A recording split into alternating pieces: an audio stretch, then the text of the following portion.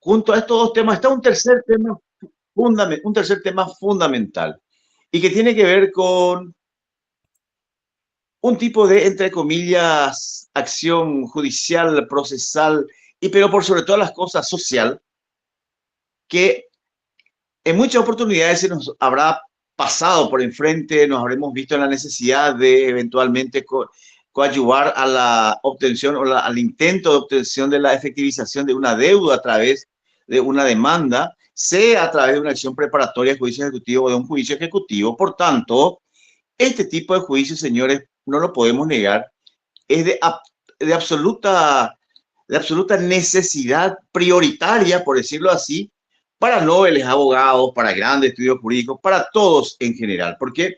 Porque efectivamente la satisfacción de necesidades a través de una acción judicial es lo que da no solamente trabajo a los abogados, sino también es en la columna vertebral de un sistema judicial, la satisfacción de necesidades a través de una respuesta judicial. Normalmente estas necesidades económicas pasan por la intención y o por la necesidad de hacer efectivo una acreencia quirografaria, ¿no? No me voy a adelantar al tema, importantísimo, pero hoy está con nosotros la doctora María Rita Cabral, justamente, ¿por qué? Porque ella nos va a hablar acerca de la promoción de la acción preparatoria del juicio ejecutivo, así como aquellas solicitudes, aquellos aspectos procesales que son no solamente transversales, sino íncitos propios de este tipo de juicio, como sería, por supuesto, el embargo, aquella medida cautelar que directamente afecta al acreedor, pero también afecta al deudor en lo que refiere a la concesión o no de estos embargos. También hablará de la situación de oponer excepciones, las resoluciones, así también como aquellas liquidaciones y aprobación de la liquidación y en definitiva, qué es lo que se va a eventualmente efectivizar a través de este tipo de juicios. Así que hoy me parece muy importante no solamente debatir como lo hemos hecho, perdón, anteriormente, aspectos fundamentales como le tocó a la doctora Freud en relación a los niños y su intervención, o mejor dicho, su afectación dentro de un proceso judicial, cuestiones penales que lo hemos visto con el doctor Preda, otros colegas que han hablado muy interesantemente, entre comillas, sobre cuestiones que tienen que ver al ámbito civil. Y aquí entramos en una cuestión que tiene que ver no solamente al ámbito civil, al ámbito comercial también, pero en realidad a todo el espectro social que necesita de una respuesta judicial en aquellos casos donde sus economías personales o familiares dependen eventualmente de una adecuada solución, no solamente propuesta, sino dada por el sistema judicial. Así que hoy, señores, señoras, compañeros, compañeras, amigas, amigos, estará, perdón, estará con nosotros la doctora María Rita Cabral, aprovechando esta una hora de adelantamiento de esta importantísima ponencia. Les voy a dejar a consideración de la doctora Freud. El doctor Mendoza está en ruta, también afectado un poco por el tema del transporte, justamente está llegando a la sede de su juicio oral. Y vamos a estar compartiendo muy interesantemente este aspecto. Les recomiendo que tengan a mano, tengan a vista ya sus eventuales cuestionamientos, cuestionarios, preguntas, para que una vez concluida la ponencia podamos pasar a responder y a compartir entre todos aquellas inquietudes que tengamos. Así que yo hasta aquí trato siempre de ser breve porque lo bueno, porque creo que es bueno compartir breve, doblemente bueno, así que le dejo en compañía de la doctora Freud. Muchísimas gracias, doctora, por el espacio. Gracias, doctor. Ya está con nosotros en sala la doctora María Rita Cabral, que nos acompaña. Les comento brevemente, ella es magíster en Derecho Procesal y Derecho Procesal Penal, también ex alumna de la Escuela Judicial y docente universitaria. Brevemente su currículum y ya les dejo en compañía de la doctora María Rita. Bienvenida, doctora. Adelante, por favor. Muy buenas noches, queridos colegas. Para mí es un placer, un honor compartir esta noche con ustedes. Y como ya venía diciendo el doctor Edward, vamos a tratar un tema bastante interesante esta noche, que es justamente el tema de acción preparatoria de juicio ejecutivo y el juicio ejecutivo propiamente dicho.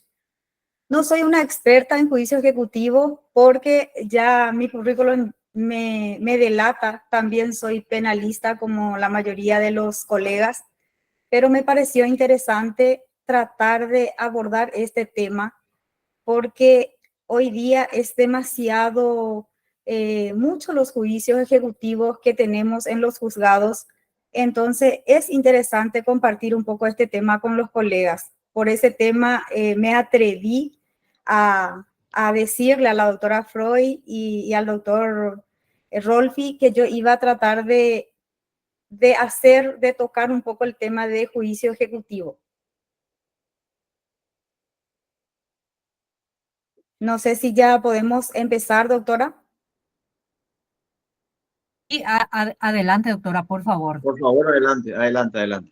Bueno, primeramente tenemos que saber como profesionales del derecho, ¿verdad?, que las diligencias preparatorias de una acción ejecutiva tiene algunas condiciones generales para que pueda proceder la vía ejecutiva.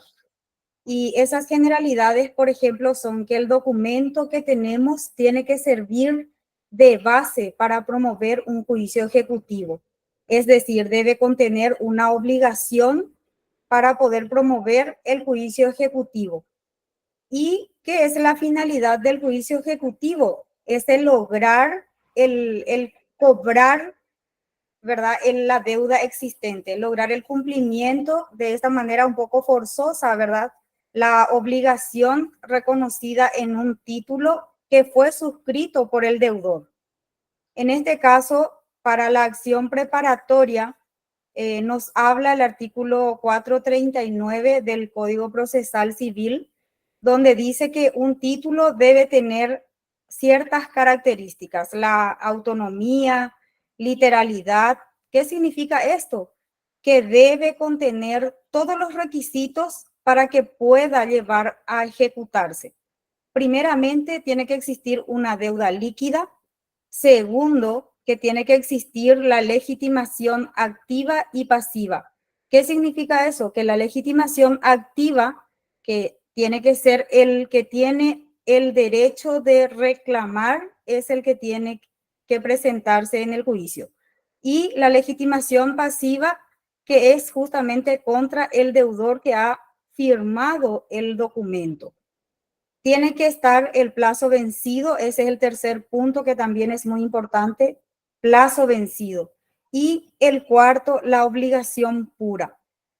Tenemos que saber también que la obligación, dentro de la obligación, ¿verdad?, dentro de la acción preparatoria del juicio ejecutivo, no forma parte, o sea, la acción preparatoria del juicio ejecutivo en sí no es todavía parte del juicio ejecutivo propiamente dicho.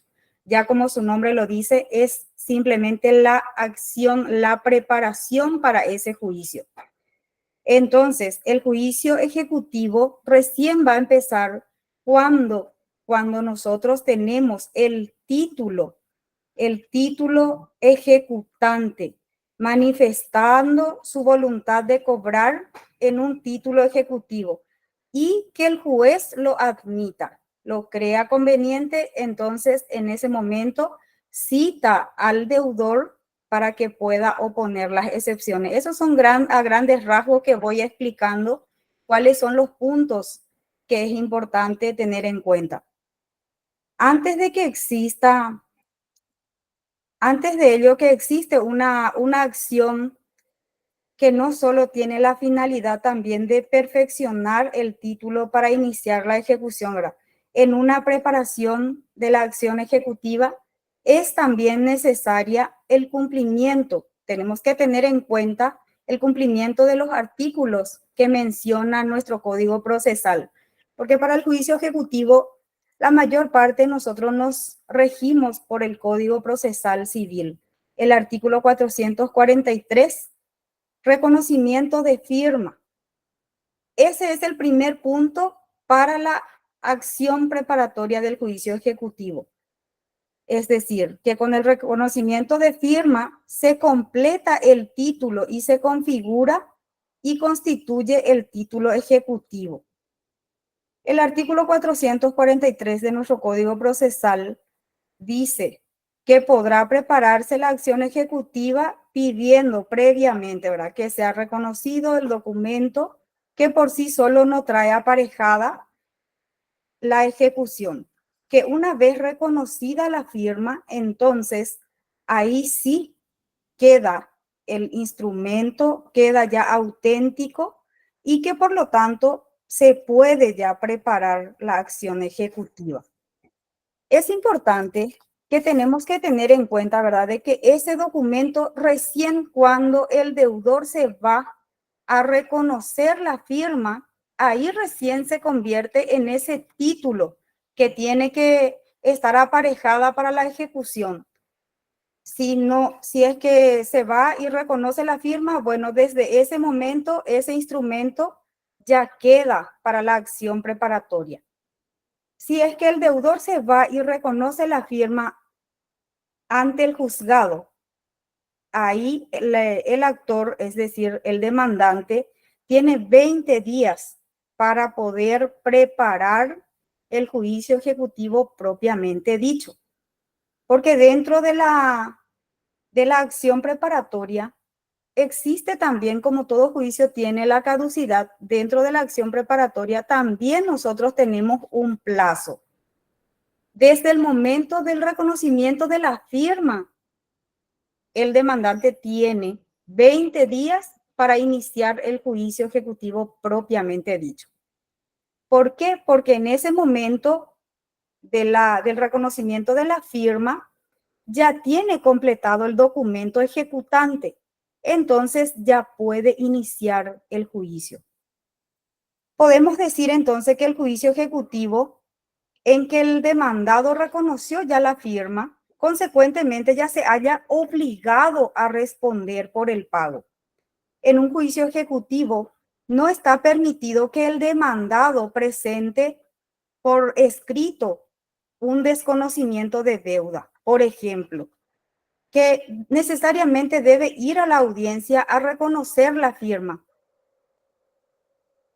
A más de cumplir un objetivo, ese es un acto personalísimo. No puede hacer tampoco a través de representantes. Es personalísimo el acto de reconocimiento de firma o el desconocimiento. No puede ser sustituido por una manifestación escrita. Necesariamente debe asistir ante el juez. ¿Cómo se hace la forma de citación? La citación del presunto deudor debe hacerse también, la citación para el reconocimiento estamos hablando todavía. Para la citación del reconocimiento de firma todavía estamos. Esta citación deberá efectuarse por cédula. Es necesario, no existe otra manera de notificarle al deudor. Necesariamente debe ser por cédula, porque eso nos dice el artículo 133 y el artículo 444 del Código Procesal Civil. En este artículo se infiere entonces, ¿verdad?, de que el deudor no compareciere ni se excusare la incomparecencia con justa causa, o si compareciere y se negare a declarar o que declare evasivamente, entonces se hará efectivo el apercibimiento, sin perjuicio, por supuesto, de que pueda presentar las excepciones que pudiera oponerse en la oportunidad que corresponda.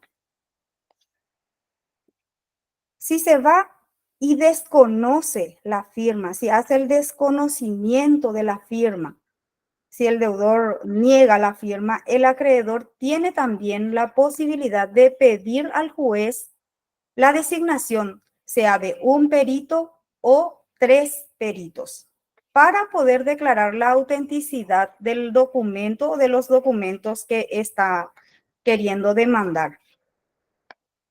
Si lo fuera, si es que se llegara a comprobar con los peritos que la firma es del ejecutado, entonces se le va a imponer una multa del 30% del valor de la deuda, del monto total de la deuda.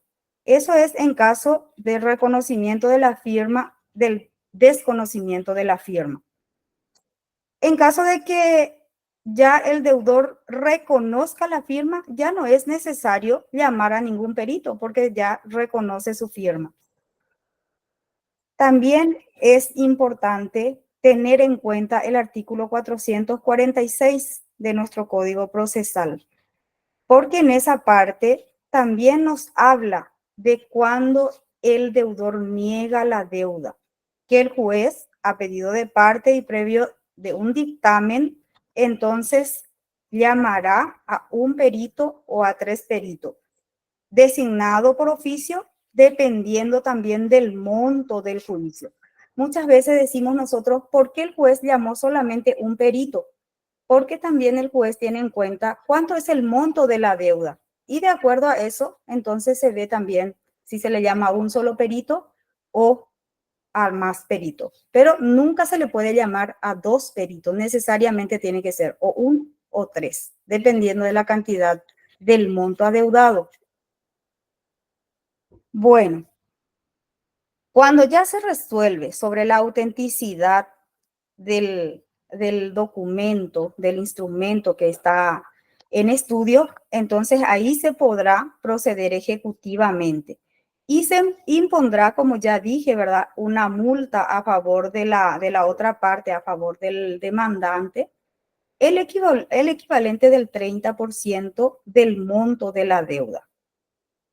Nosotros al principio yo dije que había también, como en todos los juicios, que también hay caducidad de las medidas. Efectivamente, existe la caducidad dentro de las medidas de acción preparatoria. ¿Por qué? Porque entonces se busca también agilizar el juicio. Se establece un plazo de 20 días para que se deduzca la demanda ejecutiva. Se cuenta a partir de ese mismo día de que se hace el reconocimiento de la firma. Y en caso de que se desconozca la firma, se llame a los peritos, entonces ese 20 días no se tiene en cuenta. ¿Por qué? Porque sería injusto para el que está reclamando esa deuda. Sería injusto para él porque en ese 20 días no se va a resolver todas las cuestiones de las firmas. Entonces, las medidas preparatorias de un juicio ejecutivo nos mencionan el artículo también 447, que las medidas preparatorias del juicio ejecutivo caducarán si no se deduce la demanda dentro del plazo de 20 días, concluida sin necesidad de notificación alguna, nos dice. Pero esta etapa preparatoria de la ejecución es también susceptible de caducar como cualquier otro proceso, pero tiene un requisito indispensable. ¿Cuál es ese requisito indispensable para que se declare la caducidad? Es que las medidas preparatorias del juicio ejecutivo se encuentren ya concluidas. Y si está pendiente la decisión de los peritos, si es o no es la firma del deudor, entonces esa etapa todavía no está terminada. En ese caso, no puede declararse la caducidad porque está pendiente la firma, si es la firma o no del deudor. En ese caso, tenemos que esperar indispensablemente la resolución, la decisión de los peritos. ¿Qué pasa cuando existen esas necesidades de usar a los peritos, el trabajo de los peritos? En ese caso, uno de repente no va a saber en qué momento va a presentar la pericia. Y entonces, en ese caso, también dice, ¿verdad?, nuestro código, que existiendo esas medidas de juicio ejecutivo, ¿verdad?, que se encuentran inconclusas. En esta circunstancia, entonces, se cumple con el reconocimiento expreso de la firma del instrumento y con el reconocimiento ficto o el de judicial, como estábamos hablando. Consecuencia de la prueba pericial, eso es lo que acabo de decir. Entonces podemos decir que estamos pendientes de la pericia caligráfica en una medida preparatoria del juicio ejecutivo no procede la caducidad dispuesta en el artículo que mencioné, el 447, porque estamos esperando que quede firme si es o no es la firma del deudor. Quedando entonces como única vía ante esta conclusión de la etapa establecida, una vez que se tenga el resultado de la pericia, en ese caso debe mediar una resolución. Normalmente se hace a través de un AI. En este caso, entonces el juez va a tener que dictar una resolución que así lo declare. Y ahí corre el plazo de los 20 días, cuando tenemos la resolución de que efectivamente es la firma del supuesto deudor. Ahí sí tenemos la certeza, ahí concluye esa etapa. Entonces, desde ese momento empieza a correr el plazo de 20 días para que se pueda iniciar el juicio ejecutivo propiamente dicho. En ese lapso de tiempo, yo siempre le digo a los colegas que están con el tema de juicio ejecutivo, porque acá en la oficina yo tengo una de las colegas que se encargan de esos juicios. Entonces, mi recomendación siempre para ella y para los colegas que hacen juicio ejecutivo, siempre tienen que ser muy cuidadosos en ese lapso de tiempo, porque normalmente caduca en ese lapso de tiempo de 20 días y después uno tiene que volver a empezar con todas las acciones. ¿Y qué pasa si era luego desconocido la firma? Tenés que volver a cubrir los gastos de la pericia. Entonces, es importante tener mucho cuidado para que no caduque el juicio en esa etapa. Y como es solamente 20 días, entonces es un poco delicado. Hay que tener mucho cuidado con eso. Bueno, empezamos dentro del plazo de 20 días, iniciamos nuestro juicio ejecutivo propiamente dicho. ¿Cómo se hace? En el mismo escrito se tiene que solicitar el inicio del juicio ejecutivo propiamente dicho. También ya se solicita el embargo preventivo. Y normalmente nosotros acá en la oficina ya también solicitamos el número de cuenta. Entonces, si es que el deudor no abona la totalidad del dinero adeudado, como establece, ¿verdad? Dentro del plazo, cuando se va el oficial de justicia en su casa a llevarle el mandamiento y le da el plazo que tiene que cumplir, entonces ahí nosotros ya tenemos preparado también la cuenta judicial a nombre del juicio ya preparado. Esa es una recomendación personal nada más. Hasta ahí, doctora. Después, si quieren algunos colegas preguntar algo, porque hasta ahí terminamos lo que es la acción preparatoria. Ya después de esto vamos a pasar al juicio ejecutivo propiamente dicho. No sé si tienen algunos colegas. El doctor Emanuel Corbalán agradece la ponencia y la oportunidad por aprender de este tema. Después, en relación al tema, no hicieron ninguna consulta hasta el momento, doctora. No sé si alguien tiene alguna consulta. El doctor Abraham Paniagua, por favor. Muy buenas noches a todos. Muy interesante la ponencia. Quisiera hacer una pequeña pregunta al respecto. Por ejemplo, si yo llamé por parte del acreedor, ¿verdad?, a mediación al deudor y el deudor se fue y reconoció la deuda, ahí, digamos, puedo con ese documento de la mediación presentar en el juzgado ya como el reconocimiento del deudor. ¿Me sirve ese documento o no? Esa es mi pequeña pregunta. Muchas gracias por su consulta, doctor. El código habla ante el juez. El Código Procesal Civil nos dice que tiene que ser el reconocimiento ante el juez, pero si es que ya reconoció en mediación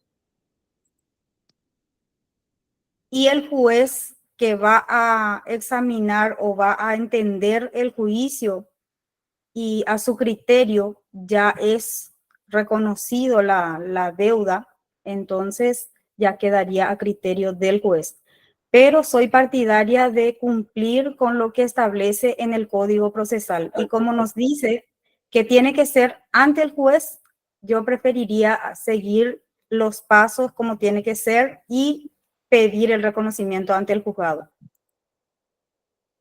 Ok, muchas gracias, doctora. Pero tengo entendido que el documento generado y emanado por los mediadores no es válido para acciones posteriores. Sí, porque se firma justamente un acuerdo de confidencialidad cuando es mediación del Poder Judicial. Así mismo nos dijo la mediadora cuando asistimos ahí, pero hay otros, digamos, colegas que sostienen otro criterio, que ese documento ya podría usarse, ¿verdad? Como avivándose, adelantándose para evitar toda esa parte de la preparación de la acción ejecutiva y tipo, digámosle que serviría para como tanteo libre, vulgarmente como se dice, ¿verdad? Por ahí a criterio del juez corre, ¿verdad? Eso nomás era mi pregunta. Yo en particular, doctor, te aconsejaría que hagas como establece en el código. Te aconsejaría que llames para que reconozca ante el juzgado cómo establece nuestro código y asegurar el juicio, porque no creo que sea conveniente hacer un tanteo como dijiste, ¿verdad? Porque no corresponde. Sabemos que cualquier procedimiento, cualquier actividad conlleva sus gastos, entonces uno tiene que ser siempre responsable y cumplir con lo que establece el código. Entonces, como el código dice que el reconocimiento de firma tiene que ser ante el juez que va a llevar la causa, o sea, ante el juzgado, donde corresponde, que es competente, tiene que ser ahí. A no ser que el documento ya traiga aparejado, ¿verdad? La obligación. ¿Cuándo sucede eso? Cuando se firmó ante una escribanía y ya tiene la firma y el sello de un escribano. En ese caso cambia las cosas. Ahí ya no se necesita hacer el reconocimiento de la firma.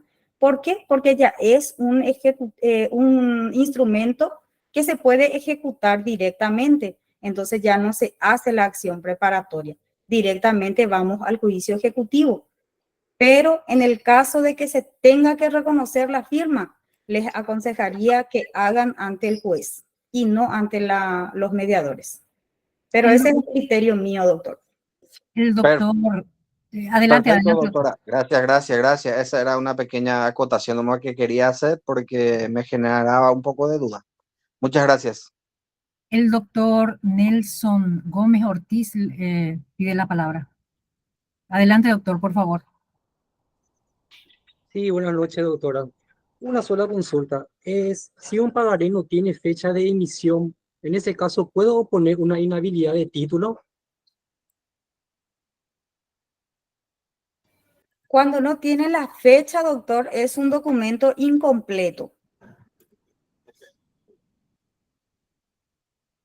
Sabemos que un pagaré tiene que tener necesariamente la fecha, el vencimiento, porque yo al inicio dije que tiene que tener el plazo vencido. Y si no tiene fecha, entonces ese punto no cumple los requisitos, ¿verdad? Entonces no se puede llevar adelante con un pagaré que no tiene fecha, es inhábil. Correcto, doctora. Eso es todo. Gracias. La doctora Nancy Sayas. Adelante, doctora Nancy. Sí, muy buenas noches.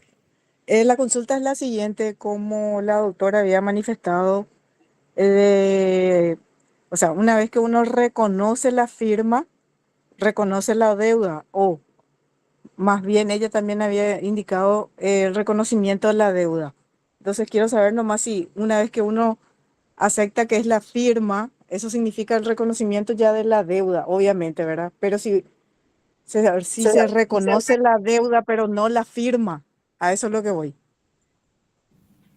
Normalmente en esos casos, doctora, es lo que se lleva después a juicio ordinario, porque dentro de lo que es el juicio ejecutivo, al reconocer la firma, prácticamente ya estás reconociendo también la deuda, porque en el juicio ejecutivo no se, no se, no se busca el motivo o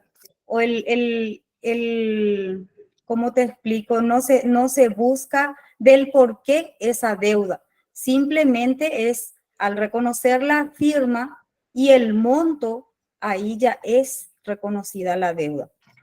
Y en el caso de que tenga algún inconveniente, entonces más adelante voy a hablar también sobre el tema, ¿verdad? Tiene el derecho, ya sea el ejecutivo.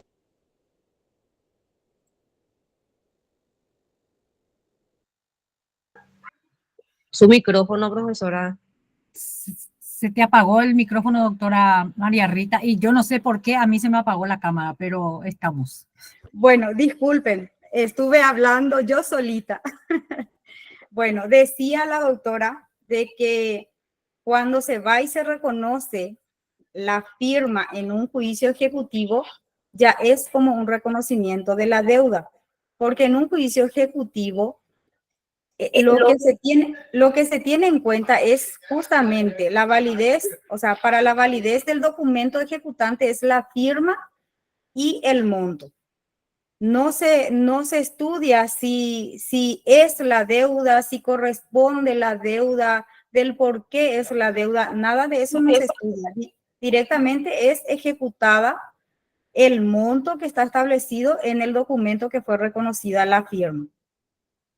Y si hay algunas cosas que se tiene que estudiar, que se tiene que probar, entonces normalmente sea el ejecutante o el ejecutado que está inconforme con el juicio ejecutivo, con la sentencia de remate, entonces puede solicitar dentro de ese plazo de 60 días que nos dice el código, puede solicitar a través de un juicio ordinario, o sea, puede llevar su juicio al juicio ordinario para que se pueda estudiar todas las pruebas que crea conveniente.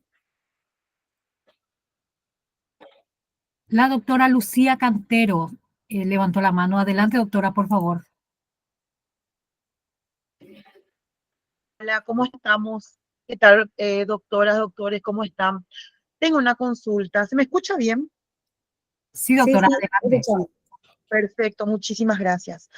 Le explico, yo tengo un caso, bueno, una acción preparatoria en la cual se le notificó por cédula como corresponde a la contraparte. Y yo soy la persona que compró los pagarés de una empresa, tengo endosado como corresponde los pagarés y soy la abogada, la parte actora y soy la demandante. ¿Ustedes qué me dijeron de que no, que estaría mal? ¿Por qué, doctora? ¿O está bien? Yo tengo endosado como corresponde el pagaré por el gerente de la empresa, por el representante legal, perdón. Bueno, normalmente cuando un pagaré va a ejecutar otra persona, normalmente se da el pagaré sin el nombre, porque si ya está con el nombre de una persona, Una empresa, sí. con la empresa, entonces es esa empresa a través de tu representación debería de presentar el pagaré. Está bien entonces, porque yo compré los pagarés. Hay muchos jueces que tienen ese criterio, doctora. Sí, porque ¿quién mejor que yo, que compré los pagarés, para directamente yo ejecutar resguardando mis intereses? ¿Quién mejor que yo para preservar mis intereses? No sé cómo te explico, un colega nomás me dejó en la nebulosa, pero yo no encuentro ninguna incompatibilidad.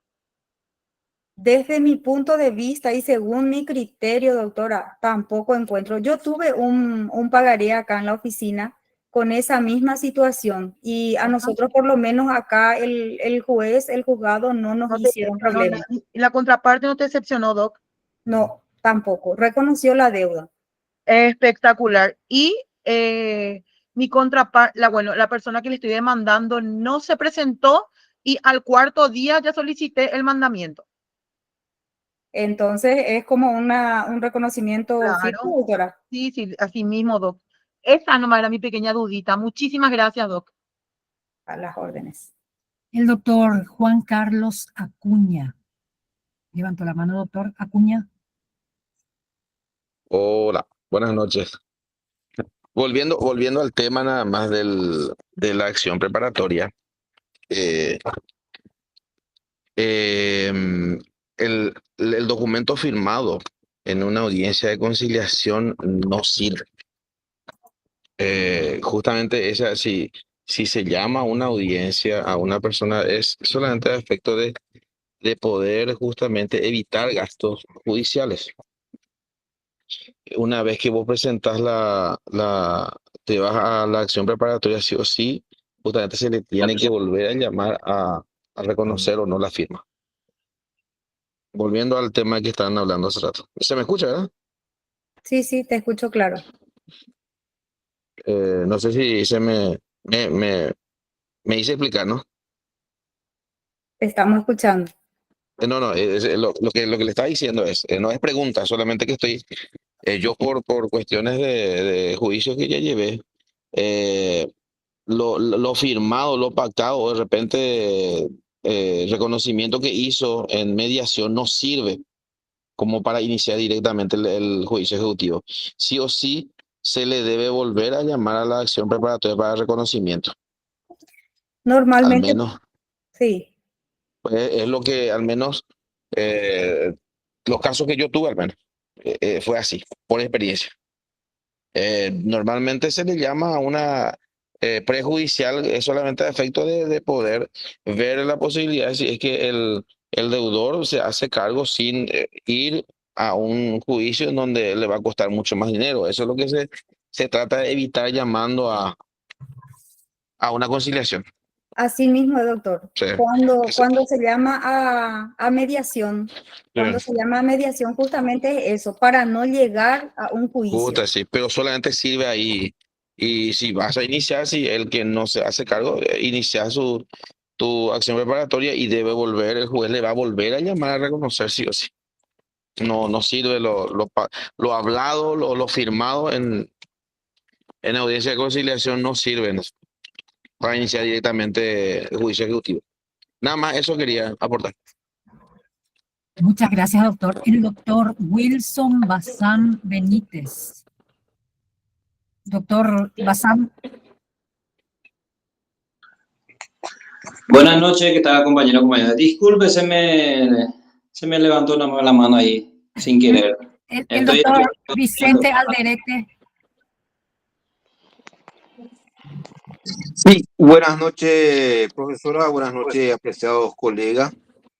Tengo una pregunta con relación a la audiencia de reconocimiento de firma. Se le notifica al demandado con una antelación de 15 días. Se le fija la fecha para que comparezca ante el juzgado a reconocer o desconocer la firma. En el domicilio que la parte autora tiene registrado que es el domicilio de la persona. Bueno, mi pregunta va a lo siguiente. Se presenta en la audiencia el día en la secretaría, se presenta y le recusa al juzgado sin expresión de causa, conforme al artículo 24. Ahí mismo también manifiesta que su domicilio real no le corresponde a la competencia de ese juzgado. Eso sería viable, es cierto, o sea que es estable en la audiencia, ya que se le había notificado 15 días antes. ¿Procedería en esos casos? Es mi pregunta concreta.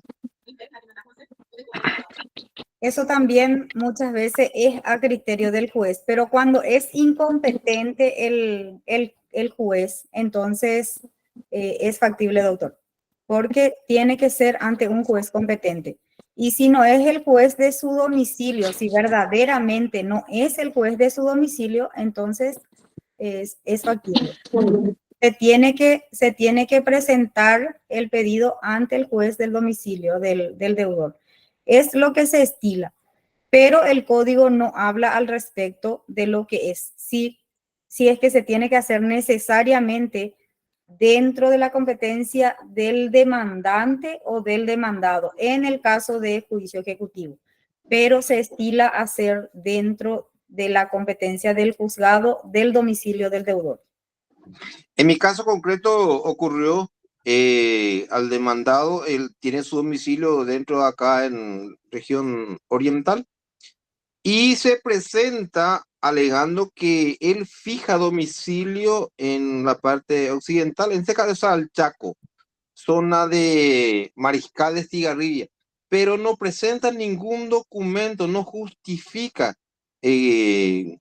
por ejemplo, no trae una vida de residencia, que efectivamente, que en esos casos sería creíble de que efectivamente el demandado reside en el Chaco. Solamente a solo es su expresión. En Y el ese juzgado le caso, concedió. En ese caso, pues, doctor, no se puede justificar, ¿verdad? ¿Por qué? Porque si la demanda, o sea, si la notificación para el reconocimiento de firma le llegó en el domicilio y a él le llegó porque le llegó la notificación, por ese efecto se presentó al juzgado, o si no, no iba a presentarse. Entonces, no corresponde, doctor.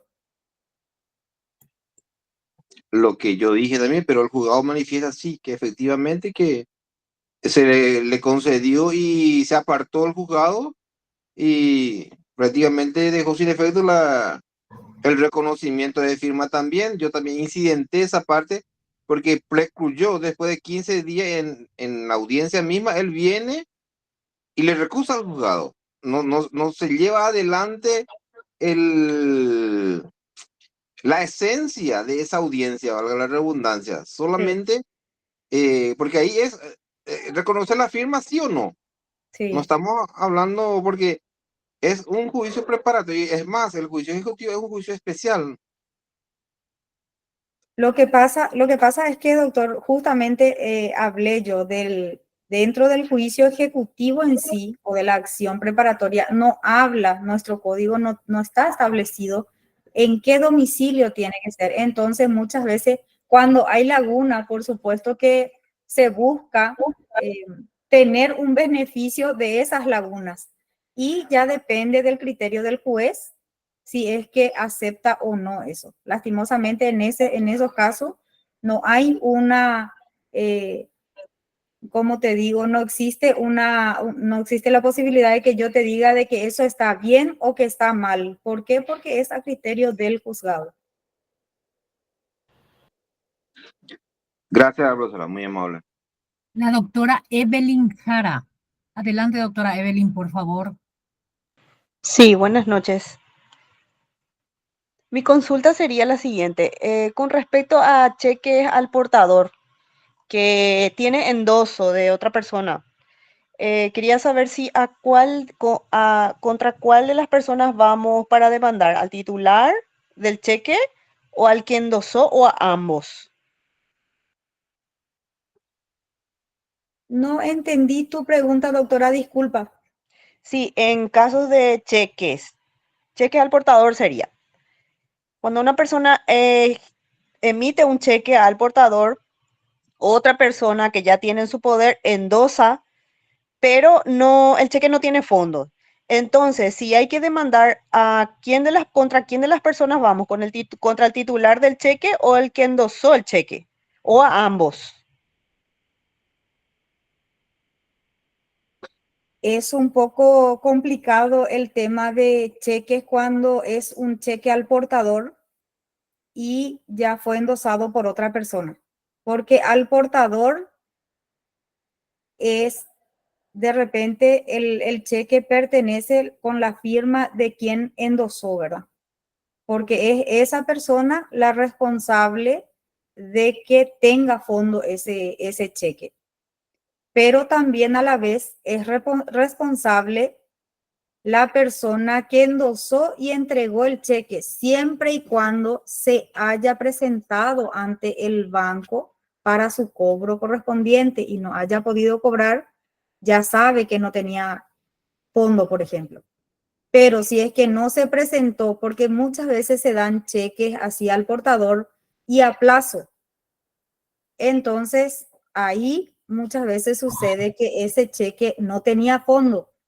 Y tenemos varios juicios ejecutivos o sea, de esa clase. Entonces, tendría que ir contra el titular directamente, contra el titular del cheque,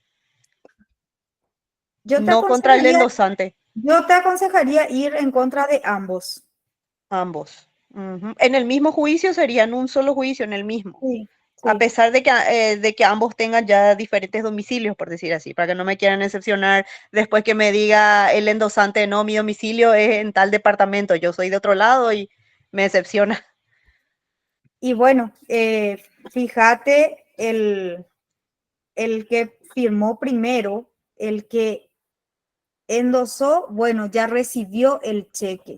El que firmó el cheque al portador, de repente en el domicilio de esa persona, del primer firmante, te voy a decir, el que endosó el cheque, ahí podrías presentar.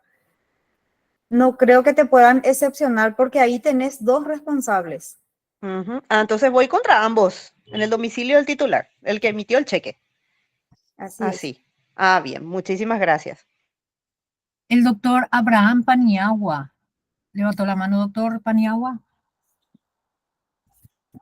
Tengo otra pequeña consulta, ahora no quiero abusar preguntando mucho, ¿verdad? Pero es muy interesante la clase de la doctora y quiero aprovechar para disipar otra duda que tengo. Con respecto, doctora, a un caso verídico que tengo, la deuda es importante, pero el deudor no tiene bienes supuestamente a su nombre, no tiene sueldo, no tiene bienes, no tiene vehículos, no tiene casi nada. Y en ese caso, doctora, ¿qué me aconsejaría usted según su experiencia y su visión, verdad? Que el famoso no le vamos a sacar nada porque no tiene nada a su nombre y como sabemos no puede ir a la cárcel, ¿verdad? Por deuda, ¿verdad? Y en ese caso, ¿qué me aconsejaría, doctora? Doctor, normalmente yo o sea, antes de iniciar un juicio ejecutivo acá en la oficina, normalmente yo ya le pregunto cuando me traen un pagaré o un documento para ejecutar. Yo ya le pregunto si la persona, la deudora en este caso, ¿verdad? Si tiene algún sueldo seguro, si qué seguridad de repente le dio para que pueda recuperar el dinero que le había prestado. Y en ese caso, por ejemplo, yo ya le digo, bueno, vas a correr con todos los gastos, vamos a llegar a la sentencia de remate y vamos a inscribirte la sentencia. Y esa inscripción, de repente, cuando ya el que debe cree que el juicio ya terminó, pasa los 3, 4 años y muchas veces ellos compran algunos bienes a nombre de ellos. Entonces, si es que vos tenés inscripto la deuda, ¿verdad? Entonces, en ese caso, podés pedir la ejecución después. Pero normalmente la gente no inscribe. Yo hablo por mi experiencia, ¿verdad? Entonces, cuando yo le digo al futuro cliente, porque yo trato siempre de hablar con la verdad, y siempre ya le digo, bueno, estas son las posibilidades que tenés para recuperar. Si tienes sueldo seguro, lo más probable es que sí puedas recuperar la deuda. Si tienes bienes, bueno, vamos a embargar, vamos a tratar de llegar al remate y vas a recuperar, pero te va a llevar más tiempo y más gasto, porque siempre al cliente hay que hablarle con la verdad.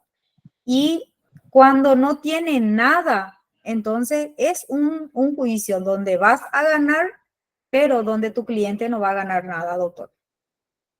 Asimismo, yo le expliqué también, doctora, que le pregunté quién era, que tenía que a su nombre, cosas así, para que la sentencia no sea ilusoria, ¿verdad? Sí, así Y mismo. le expliqué bien los gastos que conlleva, todo eso, pero él igual me dijo que quiere, ¿verdad? Tipo para presionarle y le quedamos en eso, ¿verdad? Para hacerle. Esa era Mi consulta, doctora, porque la única, el famoso, no me viene, la muerte civil, prohibición de grabar y enajenar bienes, creo que es la medida. Exactamente, doctor.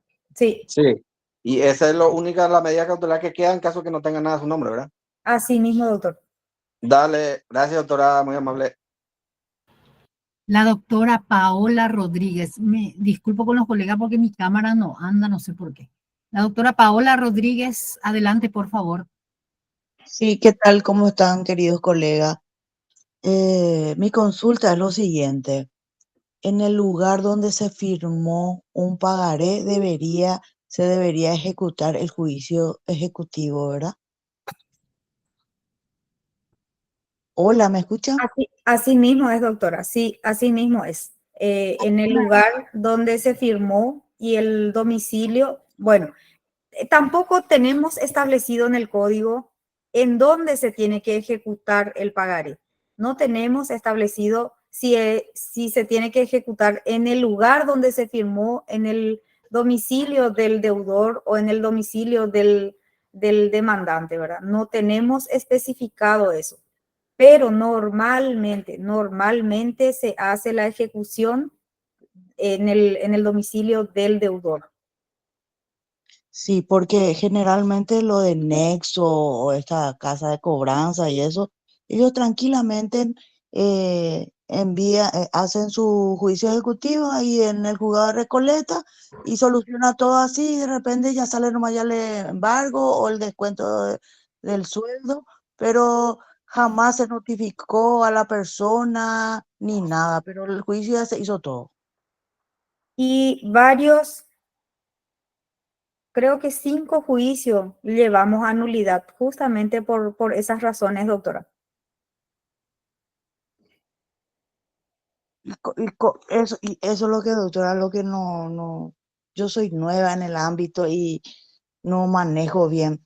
¿Cómo se puede hacer? ¿Cómo anular? ¿Cómo eso es, doctora? Y ese no está dentro de lo que es nuestro tema de hoy, pero si es que vos querés anotar mi número, yo no Sí, tengo sí, por favor, ningún por favor. problema de ayudarte en tu privado con respecto a esa nulidad, porque ese tiene su proceso y es un poco complicado. No es fácil de hacer y de llegar a obtener la sentencia de nulidad, pero en el código también nos habla de que tiene que ser notificado.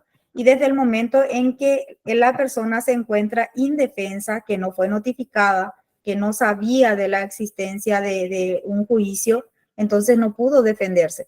Y en ese caso se puede llegar a la nulidad de ese juicio. Sí, sí, me podría facilitar su número, por favor. Vamos a estar compartiendo en los grupos de gremio de Ah, bueno. abogados el contacto de la doctora María Rita, también en el chat de, de esta ponencia. Voy a poner aquí un poquito más abajo, mientras le doy ya paso al doctor Acuña, que pidió la palabra.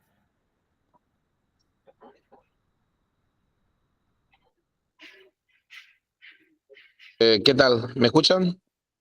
Sí, te escuchamos, doctor. Sobre la cuestión, vuelvo al tema de, viste que son muchas personas los que están participando, excelente por eso. Sobre la cuestión de la competencia. ¿Sabe que a veces sucede? O sea, que la persona se presentó, se recusó al juez. De hecho, escuché que si se presentó es porque se le notificó. Yo tengo un caso de un juicio que se inició en Benjamín Aceval. Y muchas veces a las personas que son docentes, por ejemplo, el número del docente es de dominio público porque todas las empresas que compran para hacer su propaganda tienen. Y se le notificó tranquilamente por mensaje. Ni siquiera sabe dónde está. Entonces, muchas veces, yo lo que digo es, como se dice, como dijo el colega hace rato, muchas veces hay abogados lastimosamente que prueban nomás, o probamos morir por si no se presente. Muchas veces sucede esto, que la deuda era apenas 500.000 y la persona sacó supongamos, en este caso preciso, sacó un libro de 500.000 guaraníes allá en Concepción y vienen, ejecutan acá. Y en esos casos muchas veces hay muchos docentes que ya no se presentan más porque va a ser mucho más grande el gasto. Y lastimosamente, de mala fe, muchos abogados, me disculpan por hablar de esta forma, pero tengo casos de algunas empresas, voy a nombrar uno que me hago cargo, Vanessa y Asociados, que esparce por todo el país, lastimosamente, ejecutando pagarés y toda esa cuestión.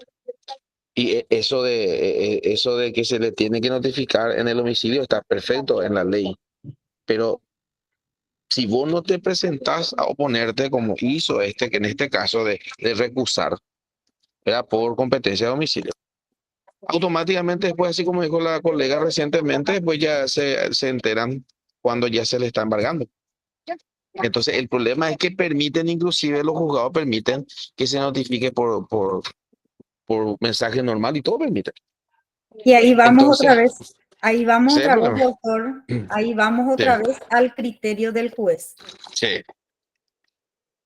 Porque yo dije hace un rato, en esa parte hay una laguna. Nosotros no tenemos en el código establecido dónde es la competencia o cómo tiene que ser para poder saber dónde se ejecuta ese pagaré que se firmó en Concepción, en Asunción o acá en Pilar, ¿verdad? Entonces no existe eso y es a criterio del juez. Lastimosamente llegamos otra vez a lo mismo, al criterio del juez. Y efectivamente existen muchísimos casos, como estás diciendo, de que fueron ejecutados y ya cuando ya tiene un descuento, ahí se enteran de que tenía todavía una deuda de tantos guaraníes que ya se le fue de 500,000 a 5 millones y ahí recién cuando empiezan a descontarle se dan cuenta o se acuerdan.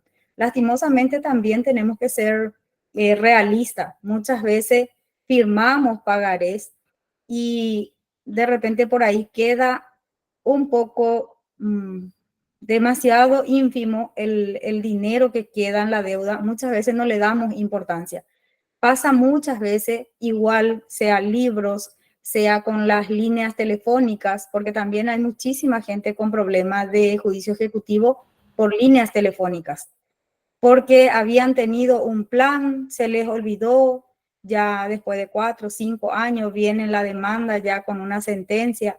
Entonces, existen muchísimos casos y efectivamente es así como decís.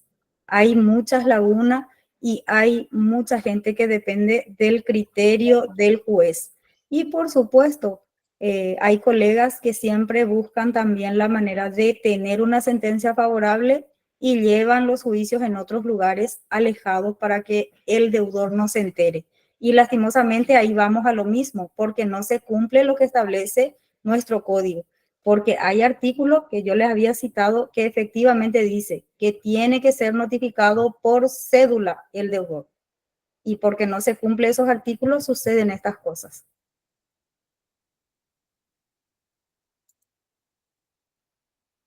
El doctor Francisco Enciso, perdón, solicita el uso de la palabra doctor Enciso. Sí, buenas noches. No sé si me escuchan. Sí, doctora, adelante. Bueno, muchas gracias. Quisiera hacer una consulta referente a si tuvieron ya un caso así y qué criterio aplicó el juez con relación al pagaré que no tiene fecha de vencimiento específico y tiene vencimientos continuos. Por ejemplo, vence la primera cuota en tal fecha y así continuamente hasta terminar la cuota, dice el pagaré, ¿verdad? Y dos cuestiones, ¿verdad? Por ejemplo, si se plantea inhabilidad de título, si procedería a la inhabilidad de título, digo, por la falta de fecha de vencimiento, porque no tiene vencimiento específico. Uno, eso. Y otro, en caso de prescripción, ¿desde qué momento se considera la fecha de prescripción? ¿Desde qué momento empieza a correr para la prescripción? Esa sería mi pregunta concreta. Gracias, doctora, desde ya. Para el vencimiento del pagaré, para el vencimiento del plazo del pagaré, nosotros manejamos que es 4 años y empieza desde vencido el plazo. En ese caso, si es que no es claro, porque te dice desde la fecha del inicio de pago, o sea, tiene la fecha del pago, pero no tiene el plazo, me decís, ¿verdad? el vencimiento. Sí, Si no es que tiene, te no entendí. tiene, No no tiene la tiene, fecha del no, vencimiento. no tiene fecha de vencimiento. En ese caso, se tendría que ver el plazo que, o sea, la fecha en que se firmó y tiene, ¿cómo me dijiste que tenía? ¿Tiene plazo corrido? Sí, plazo corrido. Por ejemplo, 2 millones o 4 millones es el capital y que se paga en cuotas y 200.000 es su cuota y empieza a correr el 10 de octubre, ponerle, ¿verdad? Y así, eso nomás lo que tiene. Y no tiene un vencimiento específico. O sea, el vencimiento total va a ser cuando se pague todo. Así se entiende, ¿verdad? Pero Pero tiene, en la ley, pero pero doctor, pero en su pagaré está establecido el monto que tiene que abonar y desde qué fecha tiene que abonar. sí, está establecido. Entonces, ahí sí, porque es claro, si tiene la fecha del inicio de pago y el monto, entonces uno saca la cuenta y ahí vas a tener la fecha exacta de su vencimiento. Sí, entiendo. Eso yo te pregunto porque hay jugados que ya me admitieron la inhabilidad de título. Uno por un lado porque no tenía vencimiento y Ajá. otro por el tema de la prescripción porque según este juzgado, ¿verdad? Empieza a correr desde el primer vencimiento, o sea, en la fecha de emisión. Se considera como plazo vista. Es de acuerdo al criterio del juez. Podría darse, doctor. Sí, Pero si yo soy tu contraparte, también te pelearía. sí, justamente. Es medio dudoso, digamos, no es tan convincente.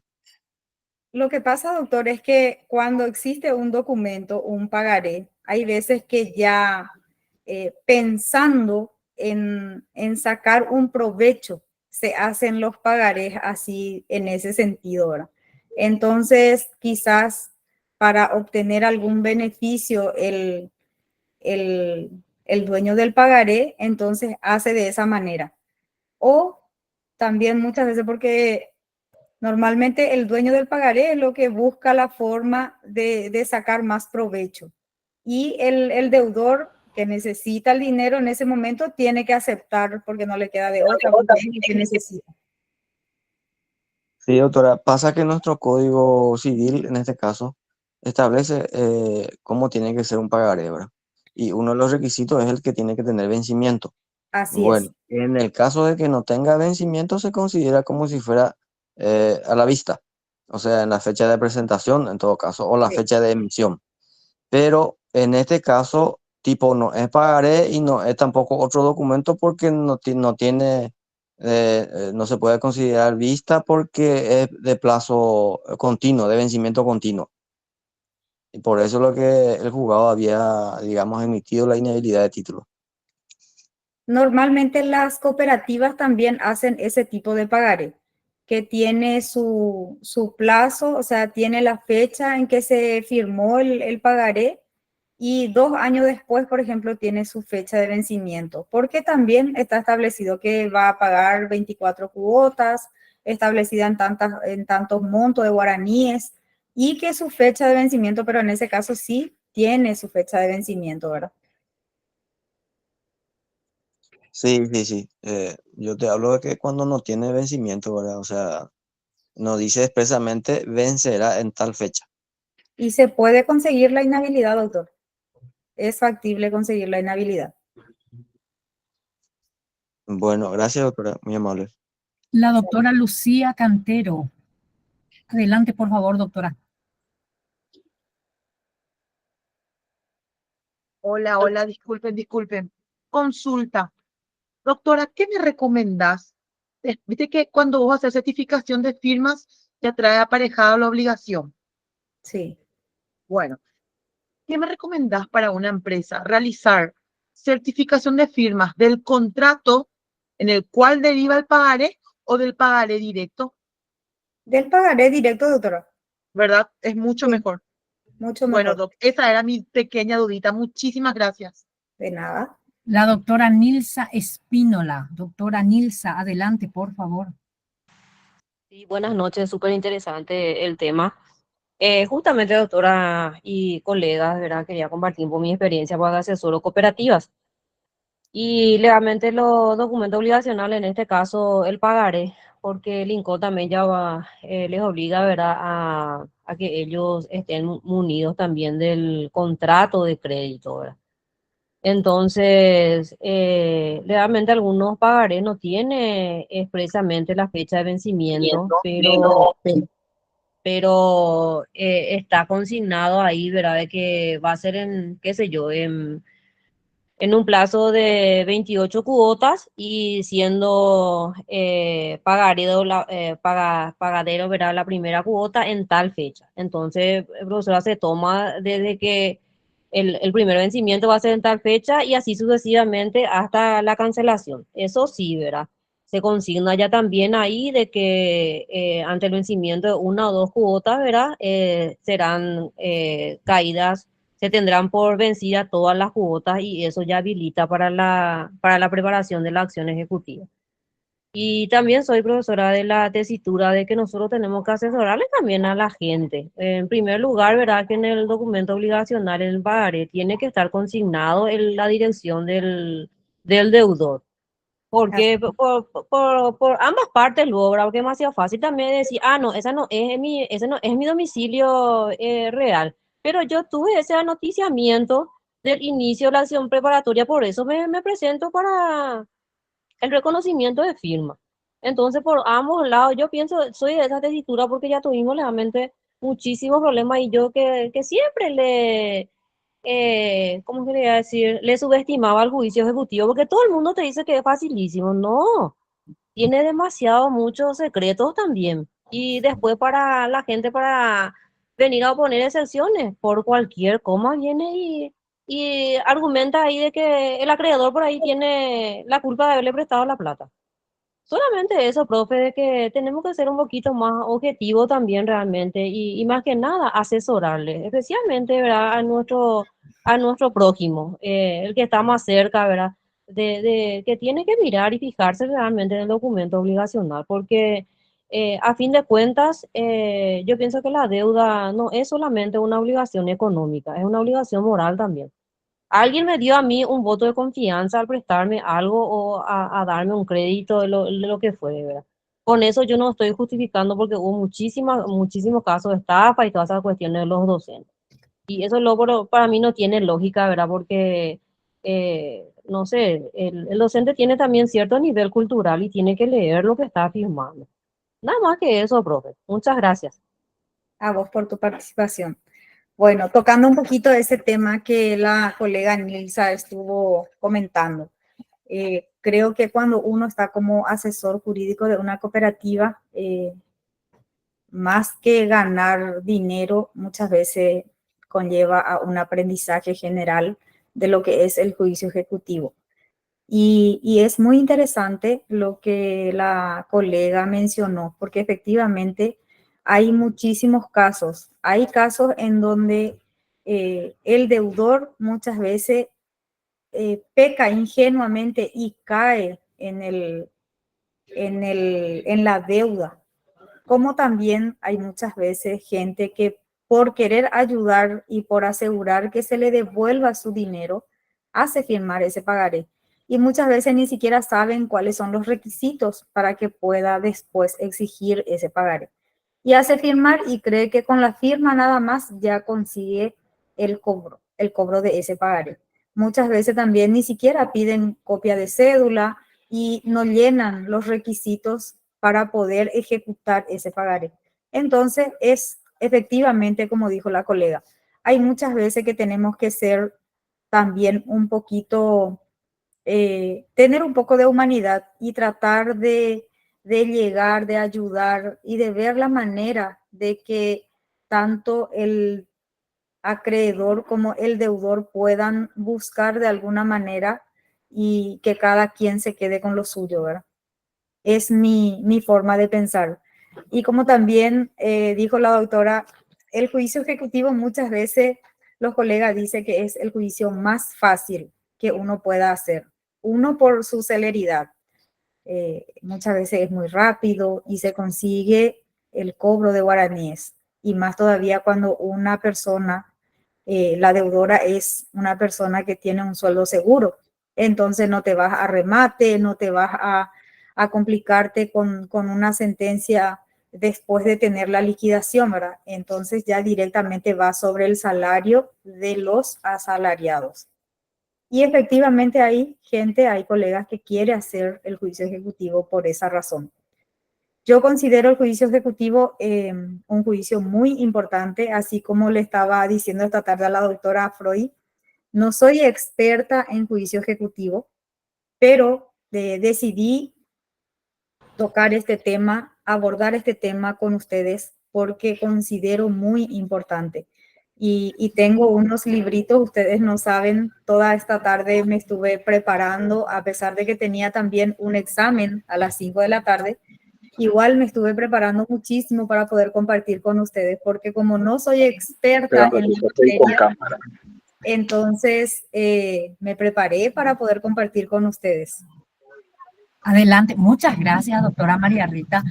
El doctor Armas levantó la palabra. Ustedes saben que mi cámara no me habilita, pero no puedo reiniciar porque no quiero que deje de grabar la ponencia. Entonces, lastimosamente, les hablo solamente hoy.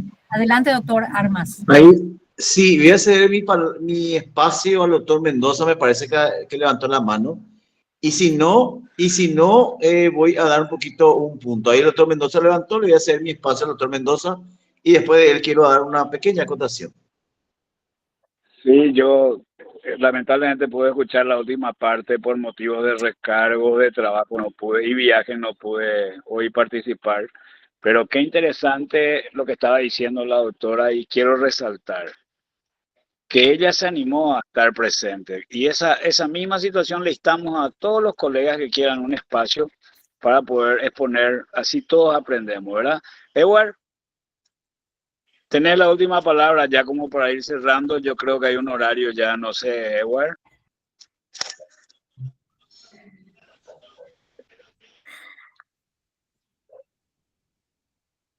Está apagado tu micrófono, doctor Armas. Menos mal, no se me escuchó entonces. Bueno, bueno, dos cositas. Primero, agradecer a la doctora, muchísimas gracias, interesantísimo el tema. Se fueron uniendo los colegas de todos los rincones del país, importantísimo. Adelantamos que hoy se trató sobre la acción preparatoria del juicio ejecutivo. La siguiente vez quizá vamos a poder ya desarrollar el juicio ejecutivo en sí y me comprometo con los colegas abogados a encarar posteriormente una tercera etapa, por decir así, los hechos punibles ligados a las acciones preparatorias y a los juicios ejecutivos, que creo que la doctora muy prudentemente, si bien no lo dijo, lo dejó entrever, ¿verdad? Porque hay muchos casos, y todos sabemos, muchos casos que se presentan en estas situaciones, en los juzgados de paz preferentemente o mayormente, pero en toda instancia judicial. Así que los tres temas. Doctora, muchísimas gracias. Fue una ponencia interesantísima, por un lado. Por otro lado, en la siguiente oportunidad estaremos enfocando y tocando los juicios ejecutivos propiamente dicho, es decir, en esa etapa propiamente dicha del proceso, y también en una tercera instancia los hechos punibles ligados a este tipo de juicios de índole quirografario y de índole mercantil y económica. Así que, señores, muchísimas gracias, doctora, nuevamente por su colaboración. Agradecemos su interés y la donación de su tiempo y de su sapiencia a los colegas que se unieron. Y ahora voy a estar despidiendo, doctora, si tiene alguna que otra palabra para el cierre, y nos estamos despidiendo. Muchísimas gracias, doctores, por darme la oportunidad de compartir con ustedes. Agradezco el espacio y, por supuesto, a las órdenes para poder continuar con el juicio ejecutivo propiamente dicho, porque ese también es bastante interesante y creo que también nos va a llevar toda una noche para poder compartir con los colegas. Gracias. Saludos a todos. Muchas gracias, doctora María Rita Cabral, doctor Edward Armas, doctor Pedro Rodolfo Mendoza, por acompañar. Le recordamos a los colegas que el próximo martes nos acompaña el doctor Nelson Luis Martínez Sosa con un tema interesantísimo. Buenas noches y a los que van a ver el partido, que les vaya un buen resultado. Hasta luego. Hasta Buenas luego. noches. Buenas noches.